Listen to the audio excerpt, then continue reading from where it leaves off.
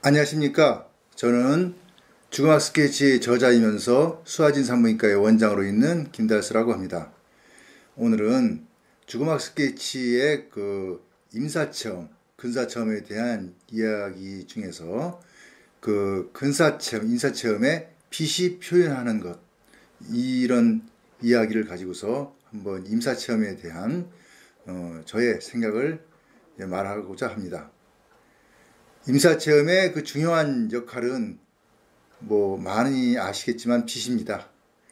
빛이 있기에 임사체험의 표현은 아름답고 환상적이고 또 겪어보지 못한 처음 만나는 그런 경험으로 많이 표현이 되고 있죠.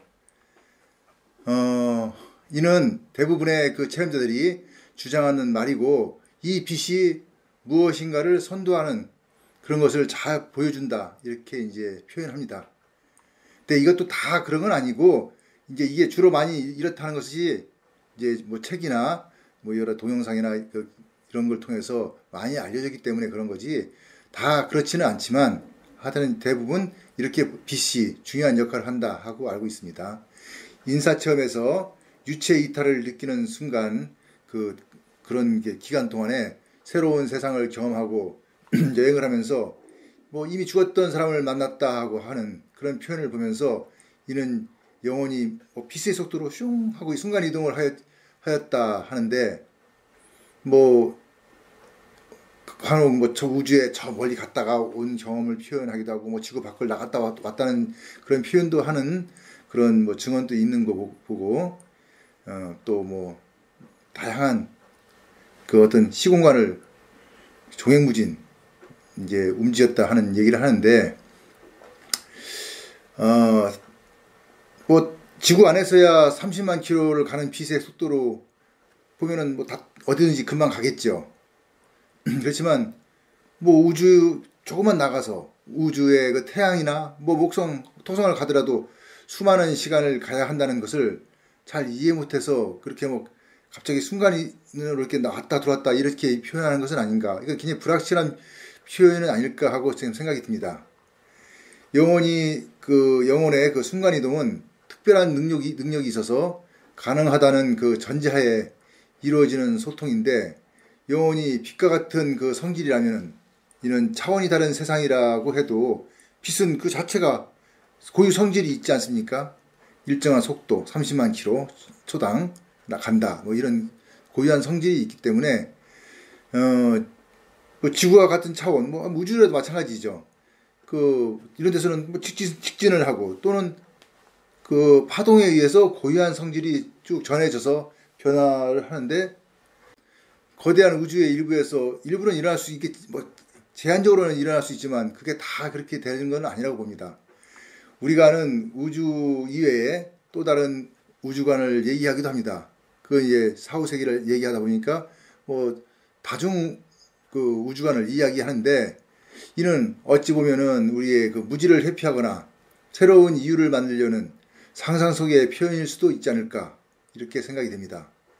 우주 외에 다른 우주가 있다 해도 거기도 어차피 빛과 같은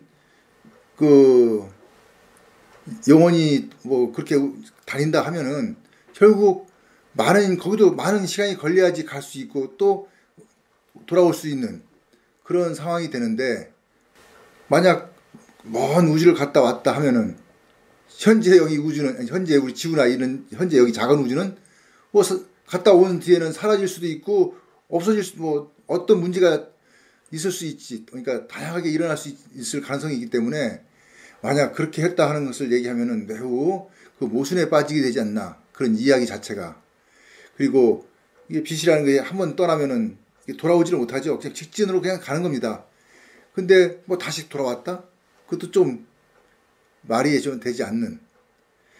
이게 이런 빛의 고유한 성질처럼 영혼을 이렇게 영혼의 운동성을 이야기하면은 좀 말이 되질 않습니다. 이거는 분명히 빛의 고유한 성질이기 때문에. 그래서 이제 사람들은 또 그걸 벗어나서 영혼이 시공간을 자유롭게 떠돈다, 이런 식으로 얘기를 하는데, 그 영혼은 시공간을 자유롭게 떠돌 수는 있습니다. 그거는 생각이라는 걸 통해서, 그러니까 생각이라는 것은 결국은 뭐 물론 빛보다 빨리 움직일 수가 있어요. 내가 여기다가 지구에 있다가 여기 태양에도 갔다 올 수 있고 저 멀리 천왕성, 명왕성까지 갔다 올 수도 있습니다. 생각으로 얼마든지 순간 이동이 가능하겠죠. 그러니까 이거는 분명히 빛보다는 빠른 이동일 수가 있는데, 그렇다면은 이 자체가 정말 그렇게 갔다 온 게 아니라 나의 뇌 속에서, 내 머릿속에서 그것이 이동을 하였다는 거 아니겠습니까? 그러면 결론적으로는 뇌의 인식 반응에 의해서 그러한 우주를 벗어나서 아니면 더 넓은 곳을 갔다가 돌아오고 다양한 곳으로 이동할 수 있고 또 다양한 경험을 할 수 있는, 뭐 상상 속에서는 얼마든지 마음대로 이동할 수가 있다, 이렇게 보여집니다. 그리고 이러한 이동은 에너지 소모도 거의 없이 자유롭게 얼마든지 누구를 만날 수도 있고 누구를 또 찾아갈 수도 있고 뭐 얼마든지 그런 가능성이 있겠죠. 또 누구를 만나서 이야기도 할 수 있고. 그러나 여기에 중요한 것은 이 자체는 뇌 속에서 한해서 일어난다는 거. 그렇기 때문에 그 시공간의 이동이라든가 다양한 그런 변화는 우리가 말하는 우리가 영혼의 어떤 움직임이었다 하는 것도 결론적으로는 뇌 안 속에서의 여기 현상이다. 저는 이렇게 생각이 됩니다. 그러니까 결국은 뇌 속에 에너지를 받아서 뇌 안에서 다양한 생각으로 우주를 창조하고 우주를 갔다 오고 우주를 또 이제 다시 돌아오고 뭐 이런 다양한 일들이 일어난다는 거죠. 또 이제 이런 모순이 생기니까 사람들은 또 하는 얘기가 새로운 차원의 세상을 주장하기도 합니다. 차원에 대한 이해를 잘 못해서 생기는 그런 문제가 아닐까. 1차원의 세상이 있다. 2차원의 세상, 2차원은 이제 면이라 그러죠. 선이라 그러죠. 3차원은 면이 되겠죠. 그러면은 전에도 한번 얘기하였지만 1차원이 점이 생기는 순간 벌써 이거는 3차원이라고 볼 수 있습니다. 어차피 점을 찍는 순간도 확대해 보면은 거기는 면이 됩니다. 점을 아무리 작게 찍어도 면입니다. 그거는 단지 우리가 우리의 눈으로 봤을 때 점은 1차원이다 이렇게 보는 거지. 이거 어차피 마이크로 세계, 그러니까 아주 극소의 세계로 갔을 때는 당연히 점을 하나 찍어도 다 크기가 있는 거죠. 그러니까 뭐 그렇게 차원을 얘기하면은 좀 또 모순이 생기죠. 그러다 보니까 이제 사람들은 이제 4차원 얘기도 합니다. 거기다 시간이 들어갔다 뭐 그리고 또 뭐 4차원 또 그게 이제 또 하다 보니까 5차원, 6차원, 7차원, 8차원 이러다 보니까 11차원까지 막 얘기가 됩니다. 그러면서 거기에 다양한 이야기를 자꾸 집어넣어 가지고서 어떤 그 차원의 확대를 지금 이루고 있는데, 뭐 이렇게 하다 보면은 굉장히 또 자기 모순에 빠지는, 그러니까 차원이 변했다 해가지고서 뭐 현재 모습이 바뀌는 건 아니지 않습니까? 사람들은 바뀐다고 얘기하지만 사실은 그 차원 안에서도 빛은 진행이 될 거고 무슨 왜곡이 있다 어쩌다 하지만 그거는 우리 상상 속의 이야기지 그것 또한 또 우리가 경험할 수 있는 건 아니지 않습니까? 뭐 그러다 보니까 뭐 4차원의 세상에, 5차원의 세상에 사후세계가 있고 또 우리가 임사체험을 하더라도 거기를 갔다 온 거다 뭐 이렇게 얘기도 하는 사람들도 있습니다.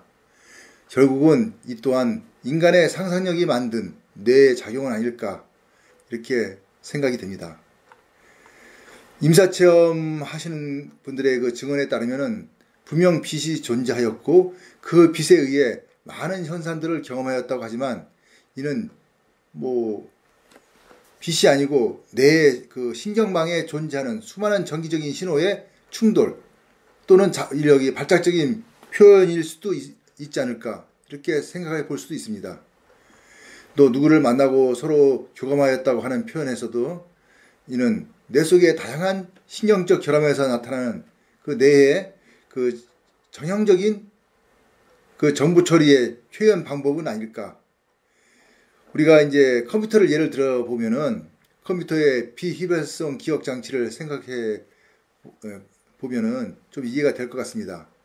이것은 이제 우리가 메모리가 있겠죠. 컴퓨터 안에도. 근데 여기에 전기를 과전류가 흘렸다든가 이래서 스파크가 일어나서 오독장이, 그러니까 오작동이 생겼다. 이렇게 하면은 그 현상이 인간으로 봤을 때는 인사체험에서 나타나는 그런 현상과 유사할 수도 있지 않을까. 이렇게 보입니다. 물론 다시 복구되면은 기억장치가 다시 안정화되겠지만 그 순간을 견딜 수가 있는 극치, 그러니까 너무 과전류가 흘렸다든가 아니면 또 어떤 다른 문제가 생겨서 그 상황을 넘기면은 장치는 파괴되고 영원히 사용하지 못하게 될 그런 상황에 빠지게 됩니다. 이거는 이제 죽음이겠죠. 사람한테 보면은, 사람하고 이제 대비해 보면은. 그래서 만약 그런 적당한 선에서 그러니까 문제가 있었을 때는 다시 복구가 되어 가지고서 임사 체험을 했다. 이렇게 표현할 수 있는 것처럼, 약간 이 컴퓨터에 비해서 보면은 좀 어느 정도 유사한 면이 있지 않을까. 그런 현상들이 이렇게 보여집니다. 임사 체험을 통해서 죽음 뒤에 무엇이 있다고 이렇게 한다면은 종교에서 말하는 것과 다른 전생에 또 다른 세계가 존재하는 것이 되기 때문에 이런 논리라면은 알지 못하는 세계는 점차 계속 늘어나지 않을까. 계속 늘어나고, 그러니까 다양한 세상이 자꾸 생기잖아요. 또 그렇게 말로 이제 우리 인간들의 생각으로. 그러다면은 교리적으로도 또 모순이 생기는 그런 문제가 되고 있습니다. 이제 사람의 신체와 그 영혼의 그 존재하기에, 사람의 그 신체는 영혼이 그 존재하기에 죽은 후에 영혼이 신체를 떠나서 새로운 곳으로 간다 하는 그 이원론적 관점에 대하여 내가 이제 반문을 하면은, 영혼은 숙주인 신체가 더 이상 생존 기능을 못하면은 떠나는, 그러니까 내 몸이 굉장히 안 좋은 상태가 되면은 영혼은 이렇게 빠져나간다. 그러면은 이거는 인간은 숙주이고 영혼은 기생충이 되지 않는, 기생충이라고 볼 수 있다. 이렇게 또 생각이 됩니다. 그러면 그렇게 되면은 기생충이라는 것은 자신을 위해서 다른 숙주를 이용하고 조절을 하기도 합니다만, 그러나 스스로 생존하기 위한 작용이 불완전하기 때문에 숙주의 영양분을 이용하고 자신의 삶을 누리는 것이라 이렇게 볼 수도 있고, 숙주가 더 이상 그 역할을 하지 못하면은 바로 숙주를 버리고 다른 곳으로 떠나버리는 좀 우스운 현상이 일어납니다. 근데 생명체에서, 우리가 이제 고등 생명체에서 말합니다. 뇌 없이 신체는 살 수가 있어요. 근데 신체 없이는, 몸이 없으면 머리는 살아있을 수가 없습니다. 이거는 굉장히 또 명확한 그런 또 이제 현상입니다. 생명의 정의는 뇌의 문제라기보다는 신체의 문제라고 볼 수 있는 것, 이런 현상 때문에 볼 수 있다고 봅니다. 물론 식물도 뇌가 없지만 살아있는 생명체이기 때문에 이 또한 우리도 또 뇌가 없다고 해서 생명이 아니다 이렇게 말하지 못하는 것, 이러한 몇 가지 근거를 가지고서 보면은 임사체험과 사후세계에 대한 이야기는 어떤 면에서는 인간의 뇌에서 만들어낸 그러한 현상, 또는 인간의 뇌에서 만들어내는 그런 생각에 의한 그런 문제가 아닐까 하는 그런 이제 입장도 있습니다. 이러한 논의는 사람마다 다 다르기 때문에 옳고 그름이 없다고 봅니다. 그러나 서로를 다 인정하고, 영혼이 있고 사후세계가 있고 또 더 좋은 윤회도 있고 이렇게 한다 이렇게 생각하시는 분들은 그렇게 생각하면 되고, 또 그런 것은 아닌 것 같다, 그렇지만 이 삶이 중요하다 이렇게 생각하시는 분은 또 이렇게 생각할 수 있는, 이건 어찌 보면은 다름을 서로 인정하고 그냥 이거를 서로가 이제 받아들이는 그러한 것이 죽음학 하나의 그 중요한 요점이 아닐까, 저는 이렇게 생각이 됩니다.